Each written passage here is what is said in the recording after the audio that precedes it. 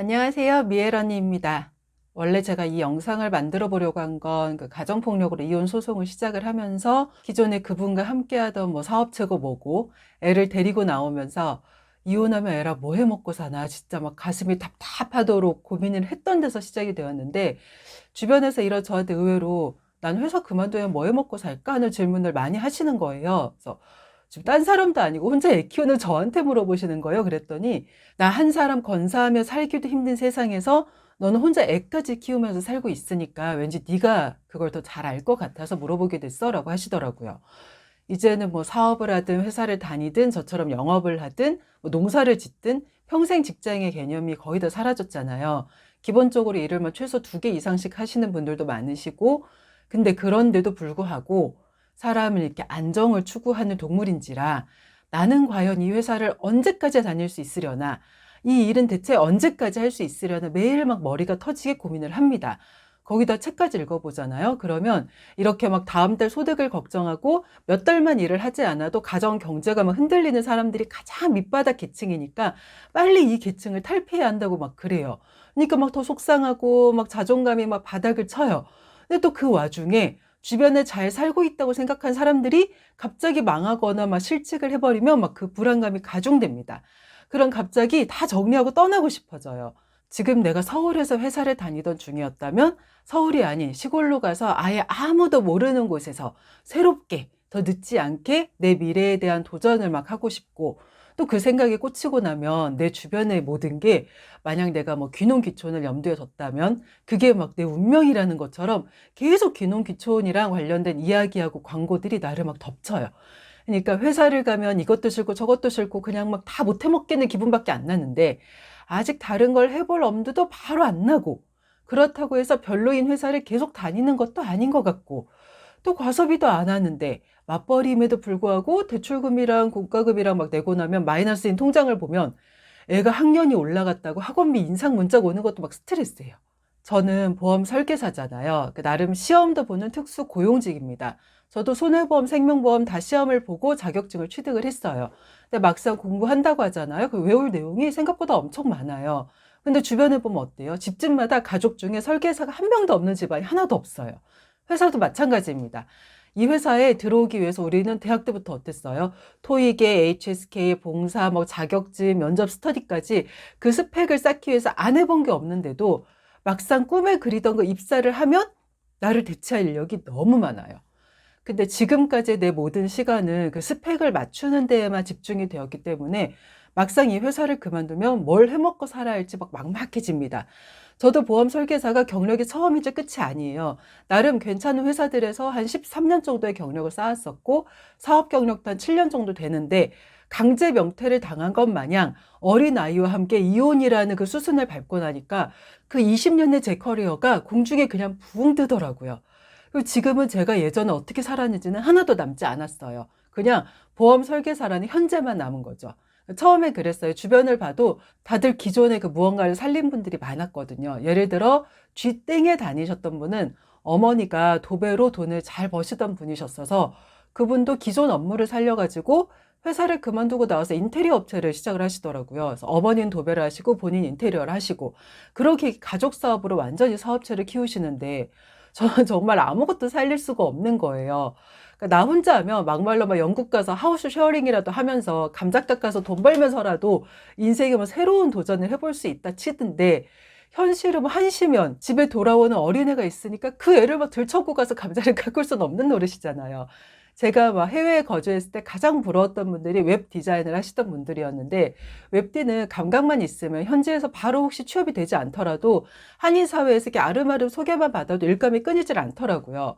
전 세계 어디를 가서 살아도 굶어 죽지는 않을 것 같은 직업, 그리고 막 몇 살이 되어도 계속 할 수 있을 것만 같은 직업, 뭐 부동산이나 주식이나 현금 부자가 아닌 이상은 결론적으로 이런 파이프라인이 구축되지 않은 상태라면 나도 모르게 찾아 헤매는 게 바로 이게 나이 들어서도 꾸준히 할 수 있으면서 내 인건비도 말 그대로 이게 후려쳐지지 않는 그런 직업인 것 같은데, 그런 일이 뭐가 있나 하고 찾아보면 해외나 한국이나 기술직이 정말 최고인 것 같아요. 근데 요즘 인테리어부터 뭐 도배, 누수 등등 그런 기술직은 정말 내가 기술만 좋으면 금방 대체되기가 좀 힘든 직종이잖아요. 온라인에서도 사람들이 막 믿을 수 있는 일 정말 잘 하시는 그런 분을 소개해달라고 끊임없이 글을 올리시는 걸 보면 나만 잘하면 막 할아버지 할머니가 될 때까지 할 수 있는 게 기술직인 건 맞는 것 같아요. 그리고 웹디가 최고인 것 같다고 했지만 저처럼 창의력이라고는 1도 없는, 그러니까 이런 재미없는 드라이한 사람의 입장에서는 끊임없이 그 크리에이티브한 무언가를 쥐어짜야 하는 일보다는 몸으로 때우는 일이 더 낫긴 하거든요. 근데 몸으로 하는 일은 이 몸이 상하면 끝이라는 게 가장 큰 걸림돌입니다. 저만 해도 좀만 무리하면 항암 치료 받았을 때 그 대상포진 신경통에 생겼던 왼쪽 다리가 지금도 아파서 막 절뚝거리면서 걸어요. 건강과 뱃살은 정말 제 마음대로 되지 않은 베스트 2인 것 같습니다. 그 다음이 이제 요즘 제가 많이 뵙는 화물차나 뭐 전세버스, 중장비를 운전하시는 분들인데, 일단 중장비를 제외하고 화물차나 버스는 운전이 업이잖아요. 그러니까 내가 체력 관리랑 차량 관리, 그리고 차 할부금 관리 같은 것만 잘한다면 70세가 넘어서도 할 수 있는 일이라는 걸 태클을 걸 수가 없는데, 대신 이 일도 시즌을 타고 뭐가 하나 고장나면 한 번에 막 300만 원씩 깨지는 건 일도 아니고, 그리고 운전을 오래 해야 되고 요즘 고속도로에서 목숨을 내놓고 운전하는 사람들이 점점 더 늘어나고 있기 때문에 그 사고의 위험성이 항상 노출되어 있으니까 저한테 영업용 운전자 보험을 꼭 가입하고 하시라는 깨알 홍보도 한번 하고요. 저는 애가 없었으면, 그리고 제 애가 딸만 아니었다면 사실 쉐어하우스도 괜찮다는 생각을 아직도 하기는 해요. 근데 요즘은 워낙 험한 세상이라 딸이랑 살면서 아무리 뭐 사전 면접이나 어떤 프로세스를 거치고 임대를 놓는다고 해도 세상 일은 한순간이기 때문에 접은 게 쉐어하우스라 이거 조금 아쉬움이 있어요. 근데 결국 이렇게 하나씩 지어 나가다 보면 남는 게 결국 창업 아니면 농업이에요. 근데 유튜브도 보면 농업 관련 컨텐츠들이 정말 많잖아요. 저도 관심이 없는 분야는 아닌데 지금도 뭐 왼쪽 다리 신경통 때문에 진통제를 먹는 이런 체력으로는 아직 생각 자체를 할 수가 없어서 미뤄두기는 했지만, 농업도 처음 시작해 보려고 하면 다들 제일 많이 남는 고소득 작물은 뭐가 있나 그거부터 찾아보시더라고요. 뭐 와송이 돈이 된다더라, 뭐 산만 있으면 버섯이 최고라더라, 맹지가 아닌 땅을 찾는 법은 이거라더라. 뭐. 근데 그보다 더 중요하게 고민을 해야 하는 부분이 있습니다. 일단 땅을 매매를 할 것인지 임대를 할 것인지 정해냐는 건데, 뭐 호기롭게 매매라고 대답을 하신다면 그 가격이 바가지는 아닌지 내가 장담할 수 있나, 아니면 그 땅이 물은 잘 빠지는 땅인지, 그 땅이 뭐 전에는 뭘 심었었고 어떤 걸 심어야 좋은 땅인지 알아볼 눈을 내가 가졌는지, 아니면 내가 하려는 작물이랑 그 땅이 맞는지, 또 그 작물로 내가 원하는 만큼 돈을 벌려면 적어도 몇 평 정도는 해야 하는지 계산은 해봤는지, 하다못해 그 작물이 노지농사인지 비닐하우스를 세워야 하는 시설농사인지는 알고 있는지, 그 비닐하우스 한 동을 세우는 금액은 얼마인지 막 아는지, 뭐 시설 다 세우고 모종사고 비료사고 외국의 노동자 쓰고 하는 비용이 한 해에 얼마 정도 드는지도 계산은 해봤는지, 그리고 가장 중요한 거, 만약 이게 임대라면 당장의 임대료는 저렴할 수 있어요. 근데 노지가 아니라 뭐 시설 재배를 해야 한다. 스마트팜도 시설이거든요. 근데 시설 다 세워놓고 나중에 땅 주인이 계약 연장을 안 해주면 그거 다 놓고 가야 돼요. 그런 부분에 대해서는 생각을 해봤는지, 아니면 만약 매매예요. 그걸 내가 5년이고 10년이고 다 읽어 놓았어요. 근데 내가 계속 미혼이라 그 땅을 물려줄 자식이 없거나, 아니면 자식은 있는데 그 자식이 농사를 안 짓겠대요. 그럼 그 시설이랑 땅은 이제 애물단지가 됩니다. 임대는 시설값을 안 쳐줘요. 땅만 쳐주거든요. 실제로 농지은행에서 임대하는 곳들 보면 1년 연세가 뭐 30만 원, 50만 원이에요. 그래서 유튜브에서도 나는 귀농을 반대하는 어쩌나 하는 영상들의 요지는 결국 후계농이 없으면 내가 일군 모든 게 무용지물이 되기 때문입니다. 내 노하우를 가르쳐주면 뭐 돈이 되지 않을까 싶기도 하시겠지만, 대부분의 기술은 농업기술대학교 같은 데서 학교마다 무료로 다 가르쳐줘요. 농사도 무슨 막 비밀의 비법 같은 게 있는 게 아니거든요. 그러니까 내가 안 가르쳐줘도 다른 사람한테 배우면 사실 끝인 거라 딱히 막 어떤 고수의 비법 이런 게 존재하질 않아요. 그럼 창업은 어떻냐? 주변을 한번 둘러봅시다. 한국의 뭐 스타트업은 구글이랑 달라서 스타트업 대표들이 거의 다 뭐 국가 지원이나 투자처들을 찾아다니라 더 바쁘고, 카페나 음식점, 편의점뿐만 아니라 주변에 병원도 얼마나 많은지 보세요. 하다못해 음식점은 그 과도한 마케팅 때문에 이제는 진짜 맛있어서 리뷰를 올려도 돈 주고 올린 거 아니냐는 누명을 쓸 수밖에 없는 업종이 되었습니다. 거기다 한국은 유행이 너무 빨리 돌고 돌아서 외국처럼 100년 식당도 정말 없어요. 특히 이번 코로나로 사라진 업종들도 너무 많고, 몇 년 전의 기억을 갖고 방문한 곳들 대부분이 지금은 다른 거라거나 아예 없어진 곳들도 많아요. 그렇다고 뭐 회사 예찬도 아닙니다. 입사와 동시에 사직서를 가슴 한켠에 품지 않고 회사에 다닌 사람이 여기 누가 있겠어요.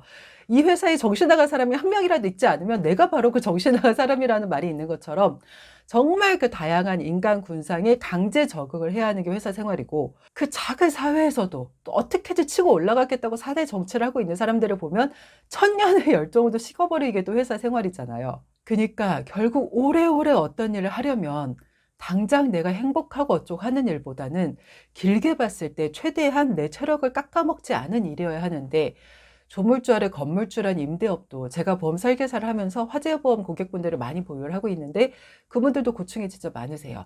일단 건물 전체를 원룸으로 하고 있는 분들은 거의 다 풀옵션으로 하고 계시는데, 임차인들이 물건을 너무 함부로 쓰니까 매달 물건 사다 나르고 화장실 고치고 사람 나갈 때마다만 냄새 빼고 누수공사하고 그러면 한 달이 그냥 간대요.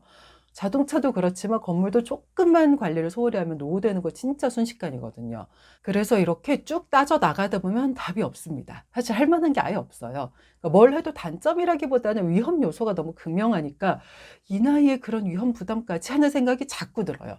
그러니까 유튜브나 TV를 보면 어떤 일을 성공하려면 나를 막 극단으로 내몰고 막 초월적인 집중이나 몰입을 해야 그 일에 성공을 한다고 하는데, 저는 제 미비한 경험 하에서는 그 의견에 약간 반대를 하는 입장입니다.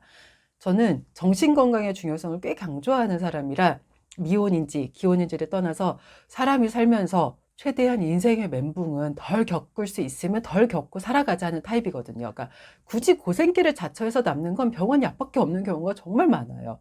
그래서 저처럼 일단 당장 뭐라도 하지 않으면 애를 굶기게 되는 경우를 제외하고는 저는 시간이 필요하다고 생각을 합니다. 어떤 시간이냐? 그러니까 나를 돌아보는 시간. 마케팅도 맨 처음에 기획안을 쓸 때 초반 5장 안에 꼭 들어가는 게 수업 분석이에요. 그러니까 직역을 하자면 내 강점과 약점은 무엇인지, 나한테는 어떤 기회가 있고 현재 어떤 위기가 있는지 정리를 해보는 거예요. 그러니까 저를 예로 들어보자면 많은 경험과 행동력 등은 강점이지만 체력과 아이의 그 어린 나이가 약점이고, 대신 누구의 눈치를 보지 않고 모든 결정을 내릴 수 있다는 게 또 다른 기회가 될 수는 있지만, 아직 이혼 소송이 끝나지 않았고 향후 최소 15년은 아이를 또 뒷바라지를 해야 한다는 게 제가 당면한 위기입니다. 그렇게 나를 돌아보면서 내가 지금 어느 위치에 있고 어떤 점이 부족한지 냉정하게 판단해 볼 수 있어야 내가 앞으로 하고 싶은 게 무엇인지를 시간을 들여 고민을 할 수가 있어요. 그걸 모르면 사실 어떤 계획도 세울 수가 없습니다. 하지만 그렇다고 해서 지금 하는 일을 그만두고 이 작업에 몰두하고 싶다고 하신다면 저는 그 자체를 반대하는 입장이에요.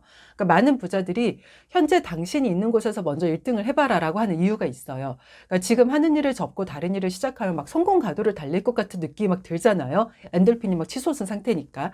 근데 사람 사는 거 진짜 다 똑같아서 막상 그 일을 시작하면 생각보다 되게 빨리 지치거나 질려버리는 경우가 다반사입니다. 그럼 또 금방 그만두고 다른 일 해보실 거예요. 그러니까 이게 바로 이것저것 깔짝거리기만 하다가 끝난 인생이 되는 지름길일 수도 있거든요. 지금 당장은 이 일이 쉽지는 않을 거예요. 저도 보험 일 하면서 거절을 더 많이 당하지, 와서 얘기 좀 해봐 주세요 하는 사람이 어디 있겠어요. 근데 그거 말고 이 일을 하면 평균 얼마나 더 벌고 수 있어 하는 오퍼도 안 오는 것도 아니에요. 하지만 그렇게 당장 얼마를 더 번다 하는 그 자체에만 포커스를 둬버리면 내가 처음 들었던 그 금액을 못 버는 것 같을 때 사람은 더 멘붕이 오거든요. 저는 영업을 하면서 하루에도 몇 번씩 멘탈이 나가요. 뭐 최소 10명의 고객을 만난다고 치면 어떤 때 10명 모두가 또 보험 아줌마네 하는 시선을 던지고, 무관심이랑 거절로 온 하루가 다 가기도 해요. 어디 전화해서만 나 죽겠으니까 기운 좀 달라고 하고 싶은데 막상 통화해보면 친구들도 다 죽겠대요. 그러니까 직장인 뿐만이 아니라 자영업을 하는 친구들도 편하고 즐겁고 행복해하면서 일을 하는 사람은 한 명도 없더라고요. 자영업하는 친구는 매출이랑 뭐 직원 재고 관리 때문에 미치고, 회사 다니는 친구는 뭐 끝도 없는 서류랑 인간관계 때문에 미치고. 그래서 그때마다 저는 전화를 하지 않고 혼자 되뇌입니다. 그래, 나는 지칠 시간이 없어. 될 때까지 해야 해. 지금 제 영업 인생에서 가장 큰 걸림돌이 아이인 건 사실이에요. 하지만 이혼 소송을 시작할 때 7살이던 아이가 올해 3학년에 올라갑니다. 그러니까 조금만 더 견디면 저도 좀 더 일찍 일을 나가고 좀 더 늦게까지 일을 하면서 하루에 최소 5명 이상의 고객을 더 만날 수 있게 되는 거죠. 근데 이렇게 말을 하면서도 한 번씩은 진짜 쉬고 싶어요. 한 달에 최소 4,000km씩 운전을 하니까 체력적으로 정말 죽겠거든요. 제가 그래서 운전은 체력과 사고 그 사이에서 정말 줄타기를 잘 해야 한다고 아까도 말씀을 드렸던 게 제 경험담이에요. 그러니까 왠지 나는 이런 일을 할 사람이 아닌 것 같고, 이 일을 생계 유지만 하면 하고 싶지도 않은 일이고 그렇다면 왜 그 일을 선택했었는지 그 처음을 다시 한번 되짚어보는 시간을 한번 가져보시는 것도 저는 추천을 드립니다. 남들이 다 경시하는 보험 설계사인데 저처럼 혼자 어린아이를 키우는 사람들에게는 이만큼 눈치 보지 않고 시간을 쓸 수 있는 직업도 없거든요. 당연히 급여는 들쑥날쑥하지만 그건 자영업자도 마찬가지라고 저는 자위하고 있습니다. 그리고 애가 지금까지 크는 동안 저희 생계를 도와준 것도 이 일이고요. 근데 사람이 거절에 지치다 보면 예전에 그 감사함을 잊어버리고 지금 짜증나고 힘든 것만 자꾸 생각을 하게 되는 것 같아요. 그리고 자꾸 새로운 일에 도전을 하고 싶어지고요. 내가 미혼이고 아무것도 하지 않아도 최소 1년은 버틸 수 있는 자금이 있다. 그러면 도전의 안정권이라고는 할 수 있습니다. 여기에도 뭐 창업 자금까지 있다면 최고의 안정권이죠. 하지만 기혼에 아이까지 있고 6개월도 버틸 금액이 없다. 그러면 저는 일단 지금 하는 일에서 다른 부자들의 공통된 조언처럼 1등을 먼저 해보고 그 경험을 밑바탕 삼아서 내가 하고 싶은 일을 찾아보시라는 이야기를 드리고 싶어요. 시간은 나요. 매일 조금씩 더 일찍 일어나면 가능합니다. 하루에 30분은 절대 우스운 시간이 아니에요. 저는 방학 중에는 아이가 센터를 늦게 가니까 매일 1시간씩 영업을 늦게 시작하게 되거든요. 그럼 하루에 최소 5명 이상을 덜 만나고 오게 돼요. 한 달 중 20일을 일을 한다고 치면 100명을 덜 만나는 거라 지금 제 소원은 아침 7시 반에 집에서 일을 하러 출발을 해보는 거예요. 세상에 내가 할 수 있는 일자리는 많이 있다고 하지만 내가 궁극적으로 최종적으로 어떤 일을 하면 생을 마감하고 싶은지는 내가 아직 체력이 있을 때 고민을 해볼 문제인 건 사실인 것 같습니다. 그러니까 오늘부터 저희 모두 저의 삶을 한번 단순화를 시켜보면 왠지 답은 도리어 가까운 곳에 있을 수도 있지 않나 하는 생각을 해봅니다. 오늘도 여러분들의 반짝반짝한 미래를 응원합니다. 안녕!